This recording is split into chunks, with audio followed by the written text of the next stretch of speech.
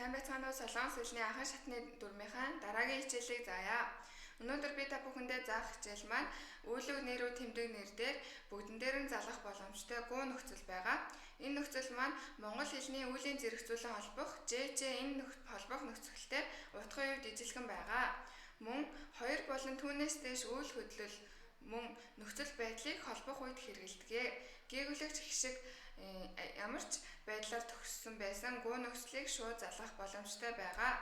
За энэ дүрмийнхаа жишээг авч үзцгээе. Эхний жишээ Пигаугу парами пуроё.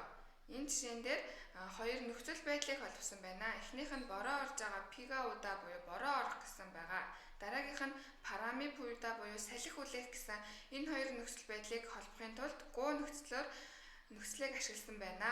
Орчуулах юм бол бороо орж салхи хүлээнэ гэсэн утгатай өгүүлбэр болж байна. За хоёр дахь жишээ маань Чибикгу мошиссоё. За энэ дээр болохоор тэмдэг нэр кда буюу мөн тэмдэг нэр кда дээр тэмдэг нэр мошитта хоёрыг холбохын тулд гоо нөхцөлийг ашигласан байна. Орчуулах юм бол том гой байшин байна. За гурав дахь жишээ маань Ишигдангын саагу машиссоё.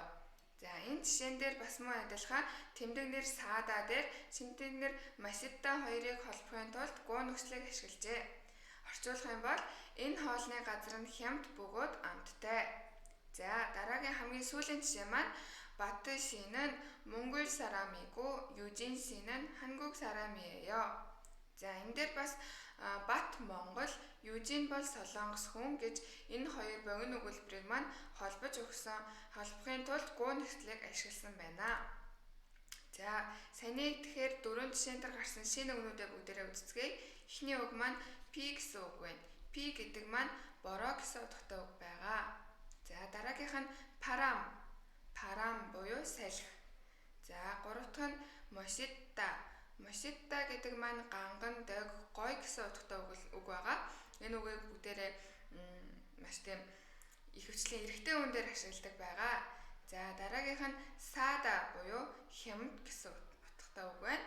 Дараагийнх нь Монгол сарам гэдэг маань Монгол гэдэг маань Монгол, сарам гэдэг маань хүн гэсэн утгатай үг байгаа.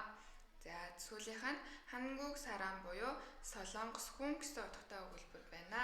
Гэсэн утгатай үг байна. За тэгэхээр өнөөдрийнхөө хэлц үгийг бүгдээрээ үзцгээе.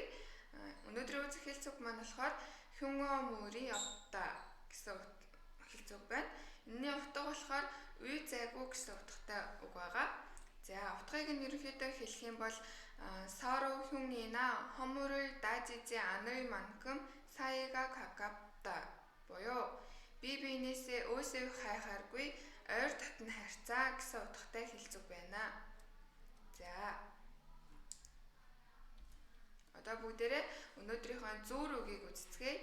За өнөөдрийн үзэх зүүр үг маань болохоор хилцснийг эвсүүлж хэрэлцснийг салга гэсэн утгатай зүүр үг байгаа.